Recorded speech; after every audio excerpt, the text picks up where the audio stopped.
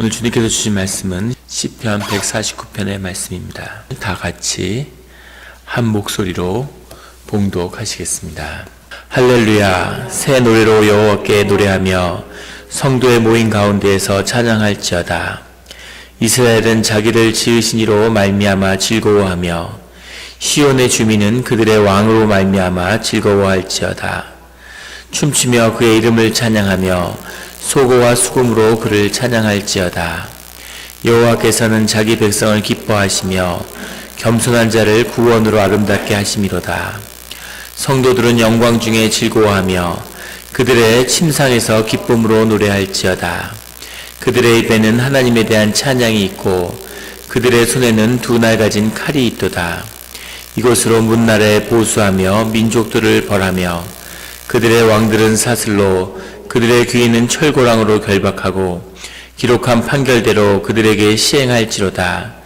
이러한 영광은 그의 모든 성도에게 있도다. 할렐루야. 아멘. 다 같이 기도드리시겠습니다. 하나님 아버지 감사합니다. 주의 음성을 듣고자 저희가 새벽 제단 앞에 모였습니다. 우리 마음의 기도와 우리 마음의 묵상이 주님께 연락되길 원합니다. 감사드리며 예수 그리스도의 이름으로 기도드렸습니다. 아멘. 오늘 시편 149편의 고백은 이렇게 시작합니다. 할렐루야, 새 노래로 여호와께 노래하며 성도의 모임 가운데서 찬양할지어다. 할렐루야란 말이 주님을 찬양하는 시고 그 시편의 마지막에 계속되는 찬양의 시가 이어지고 있습니다. 새 노래로 여호와께 노래하라는 것은 우리의 새로운 고백, 늘 새로운 삶, 오시는 하나님을 찬양하라는 그런 뜻이고, 성도의 모임 가운데 찬양할지어다라는 것은 우리가 같이 모여서 하나님 안에서 한 공동체로 주님께 찬양을 드리라는 거죠. 주님 우리를 지으신 그 뜻이 주님을 찬양하는 데 있는 것처럼 우리는 늘 주님께 찬송하고 찬양하는 것이 주님을 향해 나아가는 그 길임을 시편 기자는 고백하고 있습니다. 늘 주님께 찬송하며 찬양이 끊이지 않는 우리 교회와 가정과 우리의 심령이 되기를 예수 그리스도의 이름으로 축원합니다. 이스라엘은 자기를 지으신 이로 말미암아 즐거워하며 시온의 주민은 그들의 왕으로 말미암아 즐거워할지어다. 주님으로 인해서 무엇을 주셔서가 아니라 무엇을 더해서가 아니라 주님 한 분으로 인해 기쁨을 노래하고 기뻐하는, 이것이 고난 가운데 바벨론의 포로로 끌려가서 많은 고난 가운데 돌아온 예루살렘에서 주님을 다시 고백하고 있는 이 149편의 주인공들이 경험한 하나님이죠. 우리가 늘 많은 고난 속에서 주님을 만나지만 결국은 모든 것은 떠내려가는 것이고 중요한 것은 주님이라고 하는 것을 경험하는 우리의 신앙이 되기를 예수 그리스도의 이름으로 축원합니다. 3절에 춤추며 그의 이름으로 찬양하며 소고와 수금으로 그를 찬양할지어다. 춤을 춘다는 것, 이제 우리 예배 가운데 춤이 사라졌지만 원래는 예배 가운데 가장 중요한 것 중에 하나가 춤을 추는 것이었습니다. 그것은 우리의 예배의 중심이 기쁨을 표현하는, 주께 드리는 것이라고 하는 것을 의미하는 거죠. 늘 예배를 드리는데 늘 기쁘고 늘 즐겁지 않았겠죠. 포로로 끌려가서 집을 잃고 노예 생활을 하는데 같이 모여서 예배를 드릴 때 춤을 추며 찬양하며 기뻐하기는 쉽지 않았을 겁니다. 그럼에도 그 어려운 고난 가운데 주님이 계심으로 해서, 주님과 함께함으로 해서, 그래서 기쁘고 찬양하고 주님께 소고와 수금으로 할 수 있는 모든 악기를 통해서 주님께 찬양으로 나아간 것입니다. 4절에 여호와께서는 자기 백성을 기뻐하시며 겸손한 자를 구원으로 아름답게 하심이로다. 이렇게 자신의 백성을 사랑하고 그리고 주님이 그 백성으로 인해서 기뻐하신다는 거죠. 주님이 우리를 바라보시는 그 눈은 우리가 우리 자신을 바라보는 것과는 다르죠.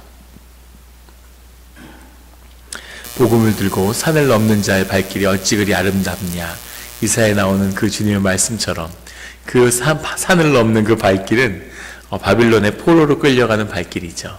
맨발이었을 겁니다. 신발도 못 신고 줄줄이 꽈배기처럼 엮어가지고 끌려가고 있는 거죠. 그런데 주님이 놀랍게도 그 발길이 아름답다고 그러시는 거죠. 왜냐하면 이제 바벨론의 복음이 선포되고 백성이 새로운 백성으로 거듭날 때이기 때문입니다.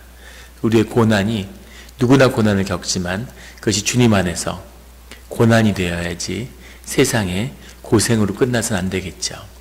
그 고난을 통해서 결실을 맺는 그런 우리가 되기를 예수 그리스도의 이름으로 축원합니다. 겸손한 자를 구원으로 아름답게 하심이로다. 겸손한 자라는 것은 세상에선 낮아진 자입니다. 이 히브리의 말, 이 겸손하다는 뜻 자체가 땅을 의미하는데 하나님이 낮게 만든 거죠. 그래서 우리 유교의 무슨 한국의 전통적인 덕목처럼 겸손이라는 것이 많은 걸 가지지만 안 가진 것처럼 이렇게 자신을 낮추는 그런 것이 아니라 진짜 주님이 낮게 만드신 거예요. 자랑할 것이 아무것도 없는 것이죠. 그렇게 만든 자들, 특별히 성경에서 시편에서 겸손한 자라고 얘기할 때는 바벨론에서 돌아온 자들이죠. 주님을 사랑하고 주님의 성도를 회복하고자 하는 그 마음으로 예루살렘으로 귀환했는데 이미 여러 세대가 지난 거죠. 아무 가진 것도 없고 땅도 없고 주님 안에서 가진 고난을 받은 그런 자로 완전히 마음이 비어있는 그런 자로 주님께 돌아온 거죠. 그렇게 겸손하게 된 자를 주님께서 구원으로 아름답게 하심이로다. 여기서의 구원이라고 하는 것은 영혼의 구원을 포함해서 삶의 모든 부분에서 주님이 그 필요를 채우시며 그 삶을 복되게 하시는 그 구원이죠.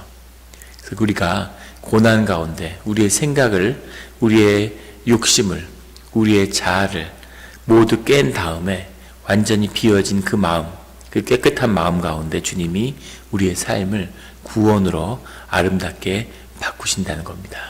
이것이 주님이 우리에게 주시는 축복의 비밀이죠. 고난 끝에서, 이민의 삶의 끝에서 이 구원의 축복을 놓치지 않는 성도님들이 되시기를 예수 그리스도의 이름으로 축원합니다. 5절에 성도들은 영광 중에 즐거워하며 그들의 침상에서 기쁨으로 노래할지어다. 영광 중에 즐거워한다는 얘기, 이 영광은 주님의 축복이, 주님의 임재가 가득한 거죠. 주님의 삶의 모든 곳에 함께 하심으로 인해서 주님의 임재가 드러남으로 인해서 즐거워하는 겁니다. 그들의 침상에서 기쁨으로 노래할지어다. 자려고 누웠는데 그 침대에서조차 주님께 기쁨으로 주님께 영광을 돌리는 그런 노래를 드린다는 거죠. 그 가슴이 벅찬, 가슴이 두근거리는 하루 가운데 주님의 임재로 인해서 가슴이 들뜨고 내일은 또 주님이 어떤 삶을 우리에게 선물로 주실까 하는 그 기대로 벅차는 그런 축복, 이것이 삶의 축복이고 사는 의미겠죠. 그들의 입에는 하나님에 대한 찬양이 있고 늘 하나님을 찬양하고 그들의 손에는 두 날 가진 칼이 있도다. 그 이 말은 하나님을 찬양하지만 그 찬양하는 삶의 그 끝에, 구원의 끝에 삶의 세상을 다스리는 그 권세가 주어져 있다고 하는 겁니다. 하나님의 생명으로 인해서 내 생명이 일깨워질 때, 생명에 그 숨어있는 그게 드러날 때 그것이 세상을 다스리는 권세가 된다는 거죠. 그 권세가 나타나면 이것으로 문나라에 보수하며 민족들을 벌하며 그들의 왕들은 사슬로 그들의 귀는 철고랑으로 결박하고 기록한 판결대로 그들에게 시행할지로다. 주님의 정의와 공의를 심판하는 주님의 나라가 임하기에 주님의 뜻이 또 주님의 심판이 임할 때 그곳에서 왕노릇하는 주의 자녀가 그곳에 있다는 거죠. 주님의 권세가 회복되어서 그 다스리는 권세로 세상에 우뚝 서는 그런 우리와 특별히 우리의 자녀들이 될 수 있기를 예수 그리스도의 이름으로 축원합니다. 이런 영광은 그의 모든 성도에게 있도다. 이것은 특별한 선지자나 하나님의 세움을 받은 지도자나 이런 사람들이 아니라 특별한 은사가 있는 사람들이 아니라 모든 성도에게 주님을 찬양하며 주님 앞에 나아가는 그런 모든 성도들에게 이런 생명의 권세가 있다는 거죠. 이것이 주님을 만나 기뻐하며 찬양하는 예배의 비밀입니다. 예배를 드리고 예배가 살아나고 예배 가운데 기쁨이 있고 예배 속에서 늘 주님을 찬송하는 그것을 계속하는 거죠. 그러면 그곳에 천국이 임하는 것입니다. 삶의 능력이, 놀라운 주님의 축복이 임하는 거죠. 대한민국을 보십시오. 세상에서 가장 빈국이었죠. 60년대 세상의 최빈국이었는데 얼마나 빈국이었냐면 필리핀하고 미얀마에서 원조를 받아서 쌀을 받고 원조를 받아서 살았던 거죠. 상상이 되십니까? 아마 지금 미국이 60년대 멕시코한테 원조를 받아 살았다 그러면 사람들이 황당해할 겁니다. 그거 좀 황당한 일이죠. 어떻게 미얀마가 세계 빈국 중에 빈국인데 미얀마한테 원조를 받아서 하는 그런 나라였는데 지금은 한국이 세계 10대 부국에 들어가는 거죠. 세계 7대 교육국에서 모든 무역 흑자를 내는 유일한 나라죠. 세계 3대 교육국입니다. 어떻게 이런 일이 가능할 수 있을까요? 아무것도 없는데 저희 아이가 고등학교에서 그런 수업을 듣는데 역사 시간에 한국에 대해서 다룬대. 예전에는 한국에 대해서 전혀 다루지 않았죠. 하지만 이제는 세계사에서 한국이 중요한 나라가 된 거죠. 거기서 한국의 그 놀라운 기적적인 성장의 비밀이 무언가 그런 거에 대해서 토론을 하고 하는데 애가 아주 뿌듯해 하더라고요. 그 모든 것의 안에는 예배가 있는 거죠. 그 안에 예배가 드려지고 하나님의 임재가 함께 했었던 부흥의 세대가 함께하는 것입니다. 그 예배가 있던 시절에 그 민족이 꽃을 피웠죠. 유럽의 영국 같은 나라들, 악마가 사는 땅, 버림받은 땅, 감자밖에 농사가 없고 감자 흉년이 들면 수백만이 굶어 죽는 야만의 땅이었는데 그 땅에 복음이 증거되고 예배로서 민족이 불타오른 거죠. 예배를 드리는 그 민족 안에 신앙의 꽃을 피우는 영국이 그 보잘것없던 민족이 세계를 지배하는 해가 지지 않는 그런 나라를 세운 거죠. 그 축복의 비밀을 보지 못하는 겁니다. 하나님을 잊어버리고 쇠퇴해 가면서 그 이유를 모르고 있는 거죠. 그 비밀을 오늘 시편 기자들이 우리에게 고백으로 증거하고 있습니다. 우리 가운데 예배와 찬송과 주님에 대한 기쁨이 회복되어서 주님이 주님의 겸손한 고난 끝에 있는 주님을 찬양하며 축복이 오면 세상 사람들이 모두 주님을 찬양하겠죠. 정말 침상에서 자지 않고 세상에 열심히 사람들이 철야로 밤을 새면서 누가 더 찬송하나 아마 경쟁을 할 겁니다. 그런데 주님을 찬송하면 삶 가운데 고난이 몰려오는 거죠. 그런데 그 고난으로 정결하여진 깨끗한 그릇 가운데 주님의 축복이 담기는 겁니다. 여기까지 왔는데 끝까지 가서 그 끝에서 주님의 아름다운 구원을 봐야 되는 거죠. 그런 우리 교회와 가정과 우리의 심령이 될 수 있기를 예수 그리스도의 이름으로 축원합니다. 기도드리시겠습니다. 하나님 아버지 감사합니다. 늘 귀한 말씀으로 함께 해주시니 감사합니다.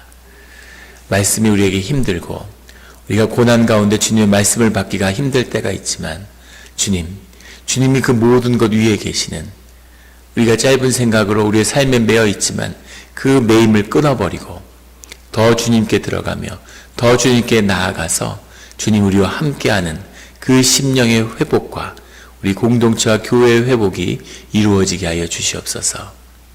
우리 가운데 겸손의 끝을 꼭 이루어 주셔서 우리가 그 끝에서 아름다운 풍성한 구원과 주님의 영광을 보기를 원합니다. 오늘도 많은 하루의 작은 제목들을 가지고 나왔습니다. 우리에게 필요를 하시오니 주님의 은혜와 자비로 고난 가운데서도 주님의 자비하심으로 우리의 작은 소원의 기도도 응답하여 주시옵소서. 감사드리며 예수 그리스도의 이름으로 기도드렸습니다. 아멘.